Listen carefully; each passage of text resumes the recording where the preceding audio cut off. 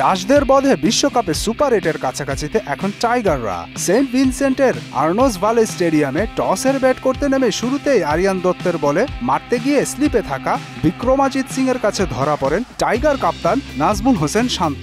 তবে তানজিদ হাসান তামিমের ঝড়ে পাওয়ার প্লেতে ভালোভাবেই এগিয়ে যেতে থাকে বাংলাদেশ। শান্তর পর লিটনও করতে পারেননি সুবিধা। দলের 23 রানে আরিয়ান দত্তের বলে ধরা পড়েন সাইব্রান্ড এঙ্গেলব্রেক্টের কাছে। সাজঘরে ফেরেন মাত্র 1 রানেই। এরপর তানজিদ তামিমের সঙ্গে যোগ দেন সাকিব আল হাসান। পাওয়ার প্লেতে বাংলাদেশের রান 50 অতিক্রম করে। দলীয় 71 রানে বাজদে লিডের বলে উঁচু শট তুলে পল ভন মিকেরেনের কাছে ধরা পড়ে সাজঘরে ফেরেন তানজিদ তামিম। 1-6 ও 5-4-এ 26 বলে তার সংগ্রহ 35 রান।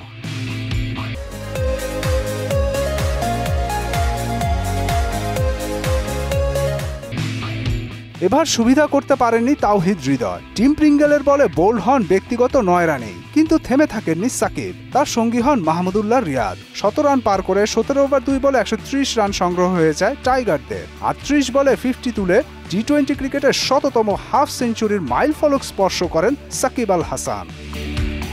কিন্তু এরপরেই পল ভন মিকেরেনের বলে আউট হন মাহমুদুল্লাহ। 2টি করে 4 ও 6-এ তার সংগ্রহ ছিল 25 রান। শেষের দিকে জাকির আলীকে নিয়ে লড়ে যান সাকিব। শেষ পর্যন্ত 5 উইকেটে বাংলাদেশ করে 159 রান। 46 বলে 64 রানে অপরাজিত থাকেন সাকিব এবং তার সঙ্গে 7 বলে 14 রানে ছিলেন জাকির আলী।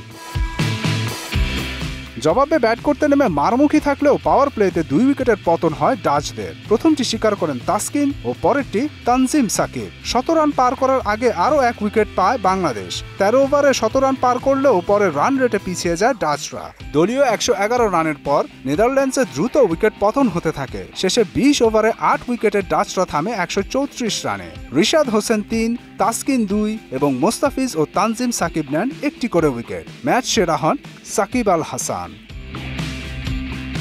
মুদাসির আলী, স্পোর্টস ডেস্ক, মোহনা সংবাদ।